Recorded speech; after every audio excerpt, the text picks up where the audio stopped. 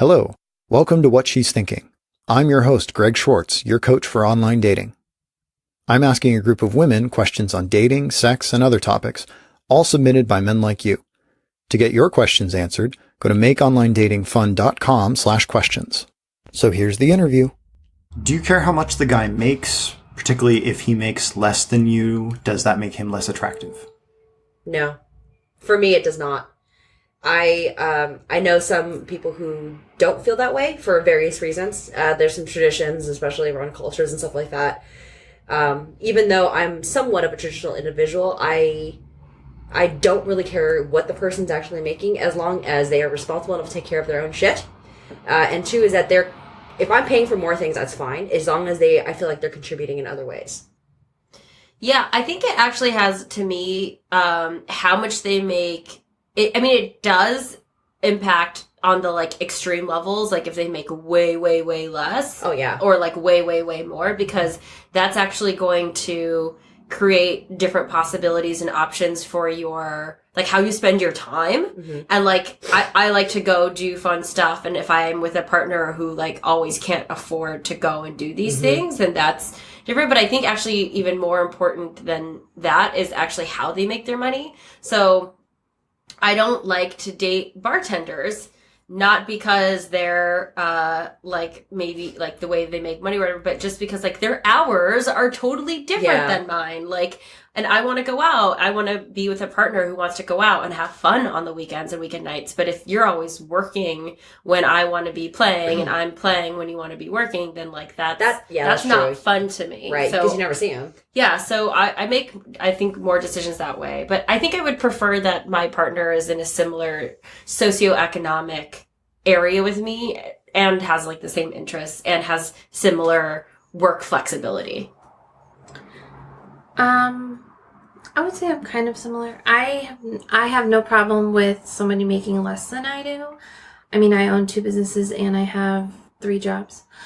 And I work a lot. My ability to have freedom and to do whatever I want is just what I created for my life. Right. But not everyone is there. Not everyone has that. And I think it does depend, one, how you're making your money and what you're doing with your money. So if you're not responsible or you can't take care of yourself, that's when it becomes a problem, because I don't want to take care of you. Right. I'm not your mother. Right. And neither should your mother as an adult take care of you either.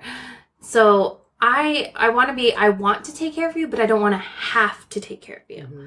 So there's that big difference for me. Right. But I will say I do have a secret fantasy of me being boss lady, making a ton of money, and my male partner is the one taking care of the kitchen and doing the dishes and rearing the child and listening to audiobooks and cleaning shit and planning vacations and summer schools for the kid, that, and I'm willing to because I love business and I'm an entrepreneur and I want to keep on creating that. And so if I had a partner that is willing to take on more of the domestic work, that actually is a huge turn on for me. Well, that kind of goes back to what I was saying, is that it's fine if your partner, at least I'm fine if my partner makes less than me, as long as there's some level of partnership, right? Where it's if I'm working 12 hours a day, and I'm probably making, say it's 70% more than my partner is, whatever, that's perfectly fine. But if he's at home fixing the leaky roof and he's cooking dinner and he's taking care of the garden or whatever, I'd be sweet, I don't have to worry about this. And that also means I don't have to hire someone to take care of these things, right? And it's at that point, I feel like he's taking care of me, which means a lot more to me than the monetary aspect of it. To me, that's an actual job on its own. So I agree with you there. It's that's what I mean. It's they don't have to make the same amount of money. If they make more, whatever, I don't really care. I make my own anyways. But if they're able to contribute in other ways, just if my partner made more than me, I would want to contribute in other ways too. I would want to make sure they're feeling like they're taken care of. Yeah. So I was seeing somebody who makes a lot of money. He works a lot too. And he actually told me, you will never pay for anything when you're around me. And it was a weird thing, because I'm a very independent person. Yeah. I grew up, I had this hardest time letting anybody even pay for, even my friends, but I had to learn. I had guy friends that said, it's not about that dominance, because I think that can be a thing. That dominance over you of I pay for everything so I can control you. But it was, no, I want to take care of you. And just because that's what I was taught. And so I even have guy friends that when I go out, they never let me pay for anything. Not because we're in a relationship or anything, just because they respect women that way. And that we're taught that way. So I think there could be like a balance. Because I do like, I actually was like, first my instinct was like, no. But then I was like, oh, it's actually kind of hot. Like he likes me and like he wants to take care of like, you. Yeah. And not because he has to or because anything. It's just because that's what he wants. Well, I love it when they pay. I love it. I've dated so many men who make way less money than me, and we like go to pay, and I just look at him like, yes, please, thanks. Like I will accept. You know, but then I'll buy you some fancy gifts, and it'll like I'll be a wash. You know. Well, that's the thing is like, so I mean, I came from a different kind of background too, where I know a lot of my women friends, especially the Asian ones, were like, you know, it's a traditional thing, right? It's very traditional culturally and all of that. The woman's always taken care of. And I understand it in many ways. However, I come from a slightly different background where like I've played basically, you know, I've been in survival mode since I was a kid. So it's like, no.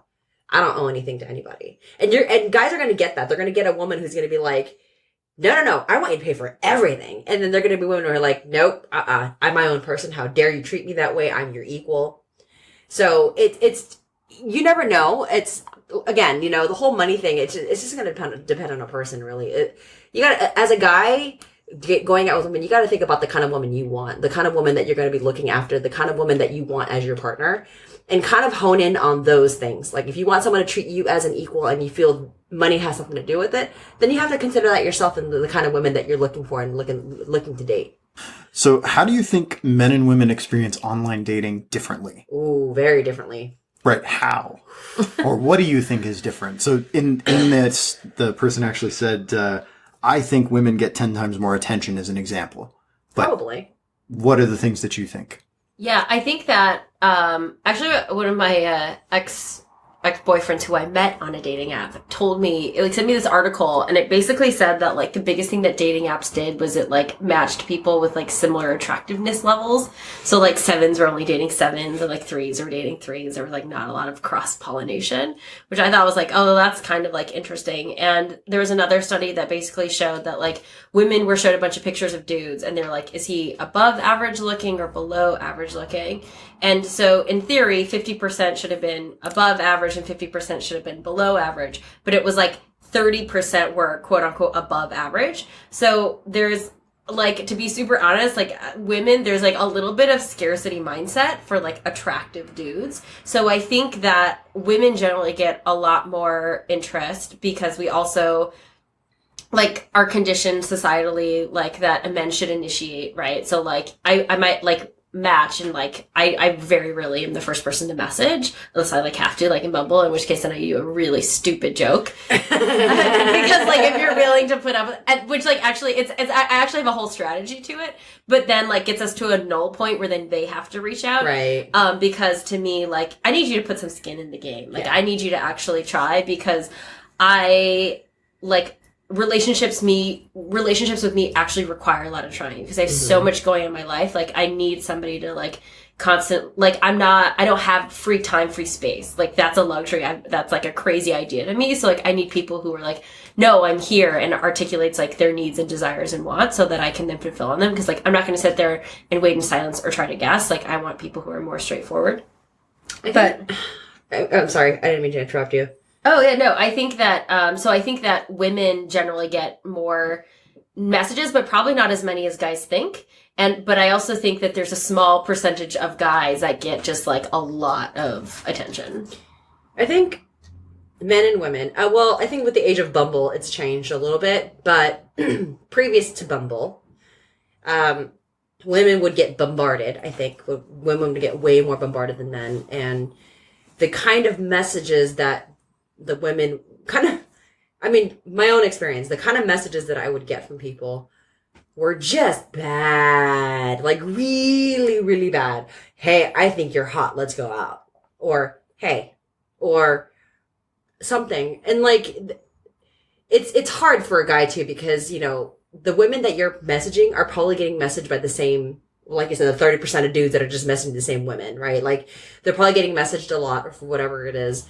And it sucks because sometimes you can actually write a really insightful note to that person, and you're not going to get a response. And really, at the end of the day, it's just because that person's either not interested at all, they don't want to tell you anything, or they're busy and they're just not paying attention, or they forgot to turn off their profile. Like, all those things, right? So, like, when I messaged guys in the past, I think that some of the extremely hot women can probably get away with saying hi and, like, still get some messages back.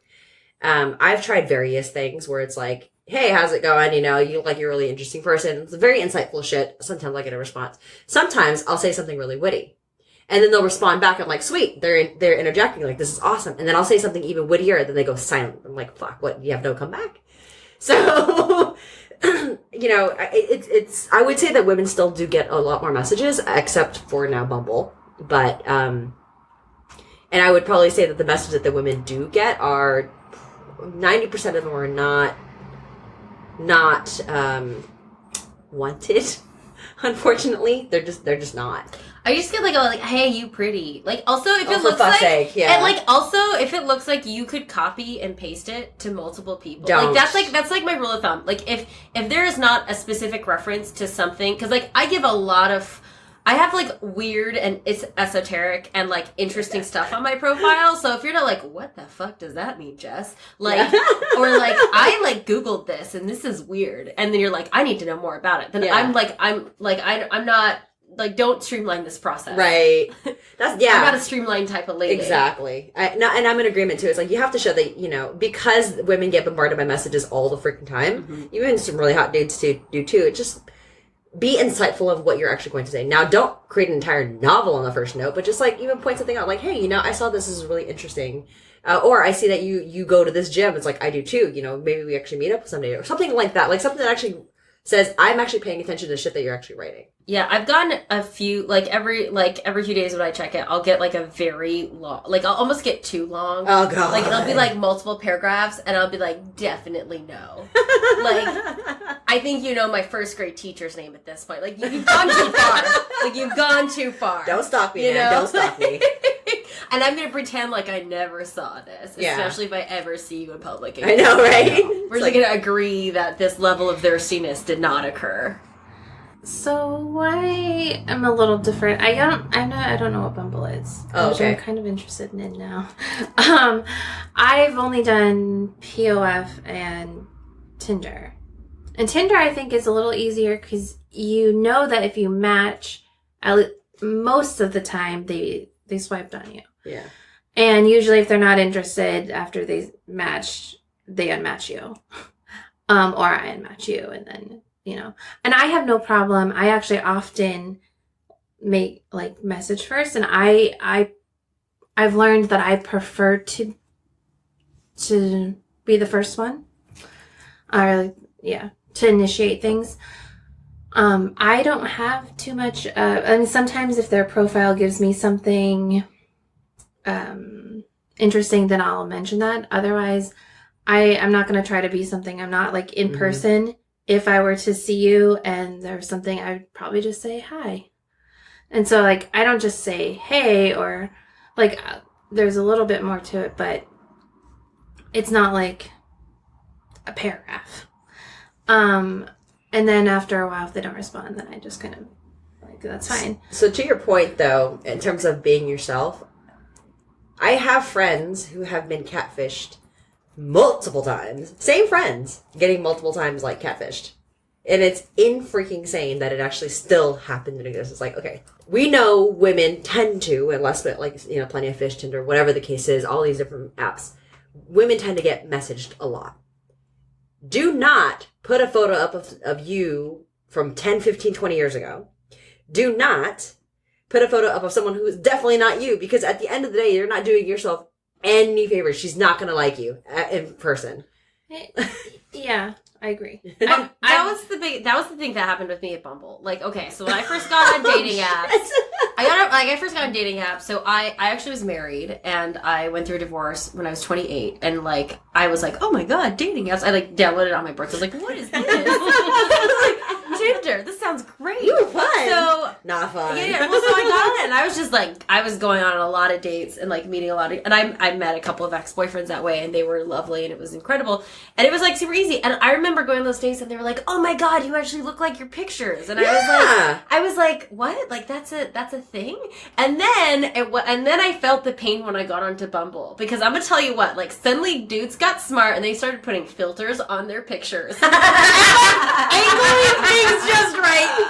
And I would show up at a date and I'd be like, you do not look like your pictures. And like I would have to like sit through the date and be like, how did this happen to me? Like I feel so duped, and like try not to be like mean and resentful. And then like I was just like, I get it now. Like be honest. Like It's don't over filter that shit. So like I would say that Bumble was the point when I realized that like men started playing that game and how not cool that game was. Yeah. I've only been catfished once, but I didn't realize I was being catfished because I forgot who I was going to see. That's amazing. and I went to go see him, and I was like, did we talk? Like in my head, I was like, I don't remember, but I'm not interested. Like I don't think that I would be. Like I was so confused with myself. And then later when I went home, I had to like look through all of my stuff, and I was like, he was the one I met, and that is not what he looked like. Some guy lied to me about his age by 15 years. Ooh. Yeah, because I remember, because like I had my filter set to a very specific age range, because I don't tend to date guys that are significantly younger than me or significantly older than me. Like I've only gone out with one person who's 13 years older than me, and this was in my early 20s. And that was fine. And to date, I've gone out with men who are like 10 years younger than me. And whatever, that's fine too. I mean, for whatever, women, I think I've gone out with like 15 years younger, something like that. That was by accident. I it was. No, it was. They hit on me, and I had no idea they were, as young as they were. I was like, oh god, at least you're of legal age. That's great. Right. So I had no idea. But anyways, like, this one, like the dating apps that I had when I was specifically just dating men, it was like, okay, my age range was, I think was like 26 to like 39 at the time. And I can't remember what year this is. This is when I was living in the peninsula. So it was a few years back. And this guy, we meet in San Mateo. We actually go out or whatever. And I was like, he seems really nice. I'm like, he looks a little odd to me. Like things didn't quite match up. Like he didn't look like an old ass dude, but like you could tell he's not as young as I thought he was. And I don't remember much of anything else. So I started asking questions about his family, and he's like talking about his sister, and I asked how old his sister was, and he was saying his sister was like 45, and I was like, oh, so she's your oldest sister? He goes, oh no, she's the youngest. And I go, well, really? He's like, yeah, I'm the oldest. And I was like, how old are you? And I can't remember his age, and I was like, oh, okay. And he's like, so I had a lovely time. I'm like, yep, thanks, I gotta go now. And I left, and I appreciated the date, and I was like, I should just Venmo him or some shit, or I get PayPal him or something, because I felt really awkward. And immediately, right when I got to my car, I immediately looked at his picture, and sure enough, the age range that he put himself to be was like 15 years younger than what he was. Wow. Insane. I was pissed. Because that's so not okay. Yeah, I think being friend, and actually, most recently I moved to OkCupid because, that's where I met that guy, actually. Yeah. Well, one thing that I really appreciate about OkCupid is like deal breakers. Like it's hard for me to be on I was on Hinge. Oh, Lord. And like I appreciate like this short little description, but like I want to be like there's just a lot for me to like. I'm starting a cannabis business. I'm super into psychedelics. Like, I'm polyamorous. I'm a crazy alpha woman. Like, I literally wrote modern day male rites of passages. Like, if you think this flavor of crazy is okay for you, then you can message me. But like, I think that just saying like deal breakers ahead of time, like it's actually much more helpful if the profile is a little bit more like dense to be like, these are like, if these things are deal breakers for you, then like, let's not even like message. That's true, because like you may not get the quantity, but you might get hopefully a better chance of quality. Right. And a lot less wasted time with messages that you don't actually, or conversations you don't That's want. why on my POF profile, I put at the bottom, I was like, if I don't message you, it's because I've had a ton. That one I get so many messages. And there are guys I like just delete their messages if I'm not interested in. And it's just because time. I don't have time to make you feel good about me not wanting to, like, it's not the place for it. Yeah. So, and then there's guys that just keep doing it. Also, I just want to say, I don't know. I would love to ask every woman out there this, like, a question, which is like, have you ever seen a dude in a fedora in like a dating app and be like, oh yeah, like that is like you didn't I don't. Gentlemen, I'm going to translate that for you. Take off the fedora. Yeah. Don't wear the fedora. Yeah, no, yeah. I agree. Wow. I agree. I that's a new one for me. I mean, like, you can wear the ugly Christmas sweater or whatever. Oh, and don't have every picture of you holding a drink in your hand. Every single picture cannot look like you're just doing nothing but partying. Because that's just not, that tells me you're not going to look good in about 10 years. I love all the things that you're mentioning because all the things you've mentioned are things that I teach the guys to in not my coaching. do? Yeah. Don't do this. Yeah. Don't hold a drink all the time. And Yeah. Use modern photos. Modern, like, especially if, like, I think sometimes too they'll have like they traveled somewhere cool, but it was like clearly like 15 years ago. I'm like, I don't really give a shit that like you went to the Taj Mahal when you were 15. Like, that's like, just like I want to know what you look like Or now. when there's so many photos, like as with an animal, like a tiger or an elephant, and like, what are you all doing? Yep. And if you're going to be in photos with like a group of people, can you make sure to like blur out everybody else? Because you didn't ask their permission to actually have their photos on there with you. Just make sure we know which one you are. If we can't tell who you are, we're not interested. Because we might be looking at the hot dude that's right next to you and get super disappointed when we meet with you. You know what I'm saying? I mean, that's an interesting thing about blurring out the photos. I've thought about this, and I actually don't intentionally and appreciate when people don't, because like I might know your friends. And like I also later if you've like had sex with one of my friends in one of my pictures, like I would like to know, like let's just all just like get it on the table. Yeah. Like let's just like be open about it. Interesting. That's the first time I've heard that. Yeah, well, like I didn't. It makes sense. Okay, there was one guy. There was one guy, and he had a picture of him with a bunch of dudes and Obama. And one of the other dudes was my coworker, and I was like, "Oh hell yeah!" So like, the next day I was like, "Yo, John, you were with Obama." Also, tell me more about this guy. Like, so like, I find it really helpful because then like I have a lot of pictures in my profile with me and my business partner, and so like I don't know, like if you dated my business partner, I probably like I probably would. I don't know. It's like crossing swords. You just don't do it. Yeah, crossing swords.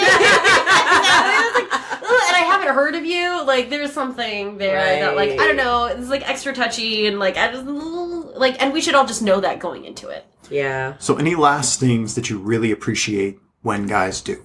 In terms of like dating profiles and stuff, or not dating profiles, but dating in general. Communication. Always first and foremost, communication and being respectful. And you know, it's actually really nice and refreshing when people are extra polite. You don't necessarily have to open a door for me because I don't really care about those things, but be polite and acknowledge the fact that you spent the time with a person, even if you are not interested in seeing them again. Like, just be respectful of the fact that the person you are speaking to or communicating with is another human being, and they also have feelings, and they are their own person. With that too, like if you go out and you do have like a decent time with somebody, and you tell them, "Oh, it was nice. I'll talk to you later. We'll see each other again," but you have no intention. Don't do that. Don't do that. That's so... Yeah. It's uncalled for. Yeah, it's okay to say, you know what, I had a really lovely time. I appreciate that. And you don't have to say, let's see each other again. It could just be as simple as, I had a great time. Thank you very much. I hope you have a lovely evening. And that's perfectly fine. Mm-hmm. And sometimes you just know really early on, like, you know what? It's very clear to me this is not a match, but you're a great person. It's just clearly this is not a good thing going on here. Like, we're not on the same wavelength. Cool. I had a great time. Have a nice life. Mm-hmm. I think for me, the thing that I really appreciate about men, and this is both now men that I'm dating and men that I'm friends with, is I manage a lot of spaces and communities, and I do a lot of like work, and I'm often putting myself, like I often put other people's needs ahead of mine, or like I'm tracking my needs and I'm tracking everybody else's needs. And there's sort of like this, I know that people in my life appreciate that I am somebody who speaks up when I have a need that needs to be fulfilled, or like I need to get food, I need to go to bed, I need to put on warm clothes, I need to leave at this time. Like I'm really good at offering that information, and I know people really appreciate that. And the flip side of that is like I'm very appreciative when I'm with men that are like, hey, like we've been here a while, do you want to go to the next place? Or like, are you feeling tired? Or are you feeling hungry? Like, because I'm just much more sensitive, right? So, and then a guy that like just really like cares for it. And like, honestly, the way into my pants is just like anticipate my needs. Like take me on a date where we're having fun and we're doing stuff that we both enjoy. But like if you know that we're going to go to the beach and it's going to be cold, take blankets and extra jackets and hats and like mittens. And like, that's something when my ex-boyfriend did that, and I was like, done, sold. Yeah. Like, whatever you want, I'll give it to you. But like, I didn't, sometimes like I'm not always able to make sure that my needs are taken care of. And if I have a guy who's not only thinking about himself, but thinking about what I may need, and he goes that extra mile to like communicate it and then potentially like provide in some way, like that's really sexy and awesome to me. Oh, totally. Being super considerate. It also goes with communicating. Like, I like to be alone a lot. I require an immense just an incredible amount of alone time, just because my brain's constantly going. And so it's important for me to have that time and space. And if my partners need that as well, it's like, hey, I really need some alone time right now. Like, I need some me time. Even if I want something more at that time, I'm going to respect that. Because I understand they are, they're their own person. They have their own needs too. And that need right now is that they need X or Y, whatever the case is. And, don't be upset if that person, the person you're communicating this with is like, can't, accommodate that at the moment or whatever it is. Like, you just have to be able to be open enough to have that conversation. And if you feel safe enough to have that conversation, it also trains the person you're with to understand how to actually respond. Yeah, the other thing I would say too is that something that's very, very important to me is to be present with the people that I'm with. Totally. And like, if you're a guy and you're like checking your phone, or you're like always looking at the TV in the room or whatever, like I probably won't even tell you. Like, I'll just be like, we're done. We're not even friends anymore. And like, oh, okay, I'll see you like later. But like, I won't commit to when that will be. And like, I won't give you the feedback that like, cause that's like kind of a shit thing to be like, you're not present. You're not paying attention. Like, but like, that's how I feel. So I think that's another thing for guys is like get off your phones, be there, like be present and like listen and pay attention. Well, I don't know, because to be like, again, I think you and I are very different in this fact, right? Where it's like I require a lot of alone time. So a lot of times I'm actually pretty okay with just being in the same space as my partner. My partner, on the other hand, may want a lot more attention from me, and they just have to let me know when they need that attention. But there are times I'm just going to be in the corner of the couch, like seriously the farthest corner you could put me, just crunched up in the corner on the computer doing whatever, usually working. And I'm perfectly happy with that. But that's why I feel like the communication. Well, no, I mean, like, so I was married, and so like very, very similar. But that when are you being in companionship versus when are you being in dating? Like, if we're That's true. And we're spending quality, like the agreement is like we are going on a date, we're spending quality time together. Like, I want. You to that's be what you present. mean. Yeah. Versus like, okay, this is a time. Like, and so like I'll like if I co-work with a lover or someone, I'm like, okay, this is the time. I'm going to sit down and I'm like, I need you to not bug me for 2 hours. And like, I'm going to like block that out. Right. But if we're on a date, that makes sense. Yeah. You have to be present when you're on a date. If you're like fucking around with your phone all the time, it's like, yeah, clearly if you're not going to pay attention to me now, you're not even going to anticipate any of my needs in the future. Right. Exactly. Agreed. I agree with that. So for me, I mean, I agree with most of what you guys said. I appreciate understanding, like, in the sense of, I might not do things that make sense to you. How I talk, I've been told my whole life I'm weird and different and awkward and don't make sense. And what I've really appreciated, I have a lot of guy friends, and it took them some of them a long time before they were just like, that's just hope. And now, like, having those people in my life that are like, I don't understand what you're doing or what you're saying, and it doesn't make any sense, but that's okay, because that's who you are. Like, having that, like, giving me the space to be myself Like my ex-boyfriend, he would say, "You're fucking ridiculous, but you're cute." Like, whatever. I was like, okay. But it was just like, it gave me a space to be myself no matter what. And that's what I really appreciate, whether it's in friendship or a relationship. Thank you for coming tonight, and thank you for helping these guys understand the three of you better. Oh, these poor guys are going to have way too much to, like, try to sift through. I hope you guys are all taking notes. Lots of notes, yes. I guess this moral is just be mindful of the person you're with. Yeah. Yeah. And be honest. Thanks for listening. To help other men find the podcast, please rate it on iTunes and write a review. Also, I'd love to hear your feedback. Which question did you find most helpful? Email me, greg@makeonlinedatingfun.com. And remember, to get your questions answered, go to makeonlinedatingfun.com/questions.